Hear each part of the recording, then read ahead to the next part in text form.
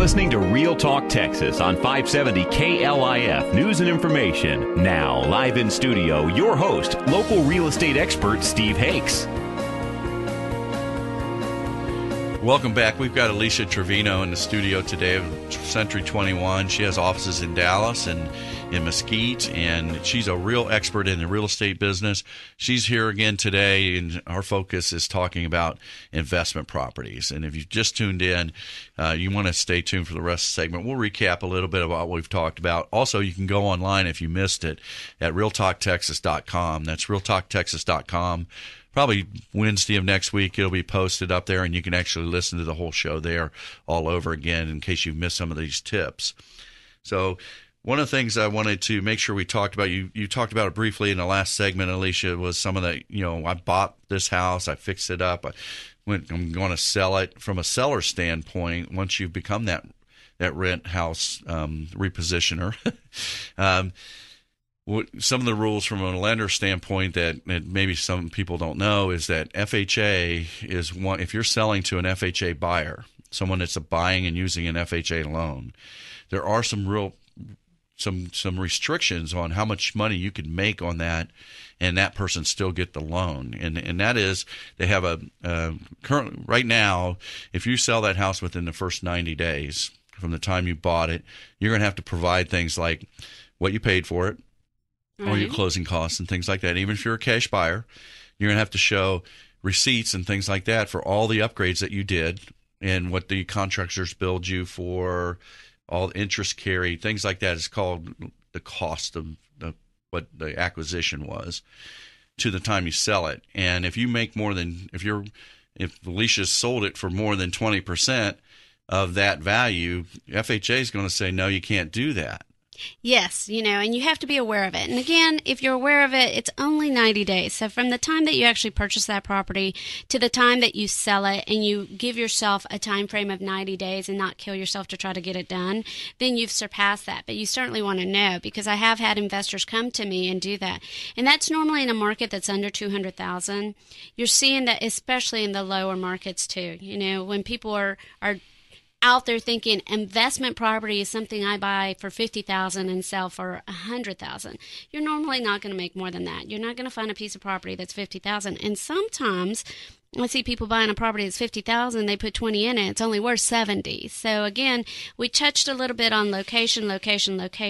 This is what we're talking about, is that the average consumer out there thinks that an investment property should cost very little because they listen to all these companies on TV stating, we bought this house for $19,000. I'm a realtor. I see it every single day, folks. It's not out there. If you're buying a property today below $50,000, it's normally worth about $50,000, even when you fix it up. Well, and some of the math I've heard out there is, you say the after repair value and all your cost in is $100,000, and some people that's the sale price. Some people are saying that you should not pay and put more into it than 65% of that. So you shouldn't have more than $65,000 because that gives you the ability to sell it quickly by selling under market that house, and it gives you some good math to follow. And that way you're pretty secure that, hey, I may list it at 25% more than I have in it, but then I'm willing to take that 20% because I know that deal will fly. Right. Anything under 5% today, we'll get multiple offers on. Pretty much any piece of real estate that I have on the market that's priced correctly, I am getting multiple offers on today. And that's why home prices are starting to go back up. They are starting. Part of the reason is that we don't have that much available. We were ruled by HUD homes, we were ruled by REO properties, and that is because values were low.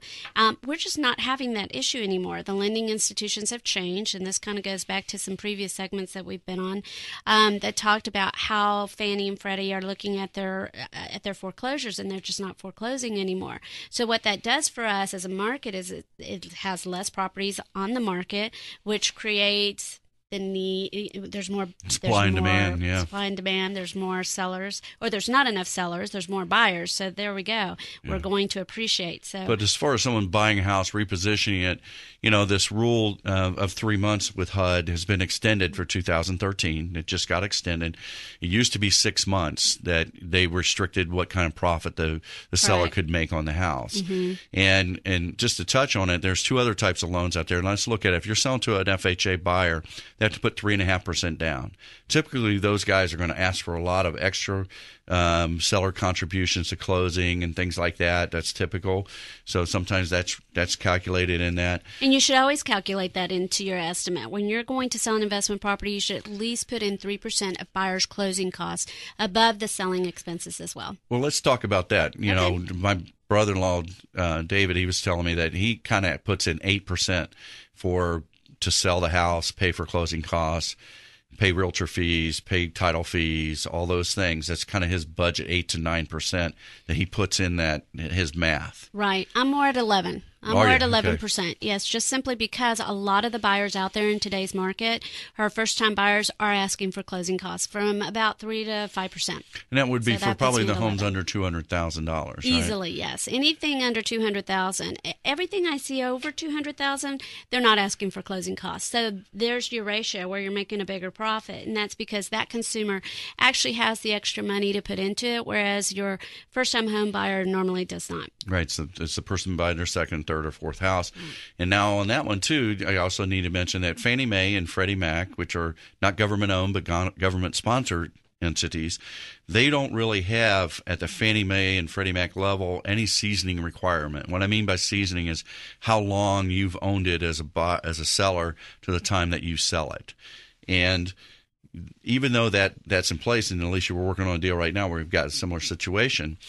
And even though they don't have that, there's things called overlays. And depending on the mortgage bank or mortgage lender or broker that you're dealing with, they end up turning those loans into a servicing portfolio, and those servicing companies have overlays. So you can tighten a Fannie Mae guideline, you just can't loosen it. And you know what's so funny? On that deal that I sent over to you, I'm a seasoned agent, and you expect your lender to give you a pre-qualification knowing who they're going to sell that note to. And in this case, it was one of my investors, and they gave us a pre-qualification, told us our buyer was completely qualified, and they are. They're a really excellent buyer. But the underlying investor that they were selling it to said at the last minute. So that even caught us by surprise. So there's some things that we have to ask as realtors now that we didn't used to. Right. And that particular home had a fairly large appreciation from the time he bought it and the money he put in it, and then went up there. So one of the things we do at Affiliated Bank is we have something called a Make Sense Mortgage. And so we can, when we're qualifying somebody, we're also a Fannie Mae direct lender, so we don't have those overlays that other people might have. So we've got some advantages there. If we take it to our committee and we say we're not comfortable with a Fannie Mae deal that we're looking at, we always have that backup plan, which is it's a bridge, I call it. It makes sense to lend these people the money. They can stay on that loan for 3 months or 6 months, however long we need to cure any situation there. Then we simply refinance it out and put it into a agency loan at that point. So a lot of times it makes a lot of sense. It's not a subprime loan, but it's that in between, as Gary Graham, our president, says. It's for the tweeners.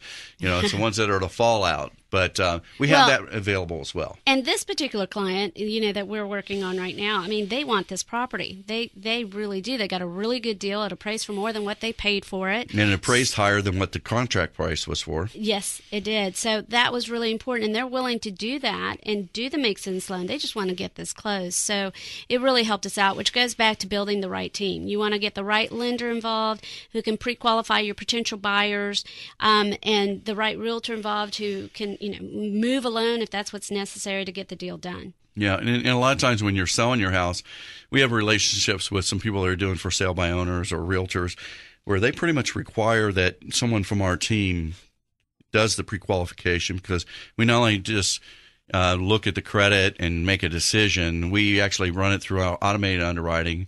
We do that first, and that's called a pre-qualification. But then we can also do what we call a credit approval.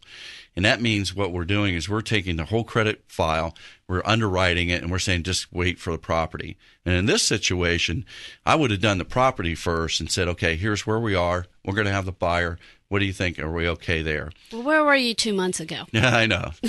But hey, you didn't know we were doing this. I didn't. So. It and there's very few people who are doing it. That's one of the things. But again, it's because investing is becoming more prominent. We're at that point right now.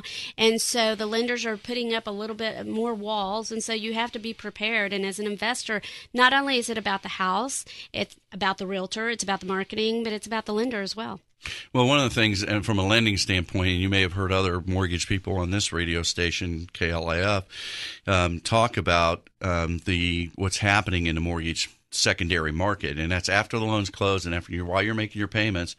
There are times when these Fannie Mae and these other lenders, like Fannie Mae, Freddie Mac, FHA, HUD, they're coming back to the people that wrote that note. If there's something wrong in that note, they're making them repurchase that. So they're having to buy those loans back and then try to reposition that loan and then resell it. So it gets very, very expensive from a lending standpoint, and that's why everybody's very cautious on the loans that they do. Right, and that's why I caution the public out there. Don't worry about all that other stuff. Just worry about finding people that know what they're doing. Right, and so that's where we take care of it. And the nice thing about affiliated bank is I have the ability to have my backup plan, which is the Make Sense Mortgage, which I don't know any other bank that has that type of loan out there. So it's a great advantage for me in working with you, Alicia, as far as making sure that if we pre-qualify somebody, you're not going to have that fallout at the day of closing. Yeah, you're definitely saving the day on this one. I appreciate it. Well, let's talk a little bit about the team. We've talked about building a team. Your realtor, of course, you need to work with Alicia Trevino, Century 21. I just have the most respect for them. They've got things like staging, decorating, getting your house ready to go, whether it's for sale or for rent. Working with Affiliated Bank, my team, Steve Hakes, you can contact me to learn about how to do the investments and how to pre-qualify and things like that. We can connect you with the right CPAs, all the other experts that should be involved in your business. So I really appreciate you tuning in here, Real Talk Texas. Alicia, thanks for coming in. Well, thanks for having me again. I look forward to it again. And if you're looking to be one of these investors in real estate, take advantage of our offer today. Text our show, 817-925-2546, and simply text the word INVEST, and we'll get you in touch with Alicia and her team, and we'll start working with you as far as on the financial side here at Affiliated Bank. This program is brought to you by the Real Estate Radio Network. Visit realestateradio.us for more info. That's realestateradio.us.